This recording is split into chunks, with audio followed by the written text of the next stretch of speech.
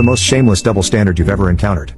1. This happened about 10 years ago. My wife and I were having a disagreement, and she suggested that we ask her best friend to mediate. I agreed. Before we started, we made one rule: I would describe the situation first, and my wife wouldn't interrupt until her friend had given her opinion. After that, my wife could respond. So, I explained the reason for our disagreement to her friend. We had visited my wife's hometown, and on the day we were leaving, I was upset, so I stayed in the car and refused to join the family for lunch. My brother-in-law and father-in-law both came out to invite me in, but I stayed in the car. After they finished eating, I left with my wife without saying goodbye to her parents. Naturally, my wife was angry, and that's why we were having an argument. As I spoke, my wife tried to jump in several times, but I gave her a look to stop her. Her friend listened carefully, then looked at me and said, "Well, it's definitely your fault. No matter how upset you are, family members are innocent bystanders. You have to consider their feelings. They invited you in, and you still stayed angry. That's so embarrassing for them. You didn't even say goodbye when you left. That's just too much. It's not even about respect anymore. You've forgotten basic manners." After saying this, she gave me a disdainful look and then turned to my wife. My wife looked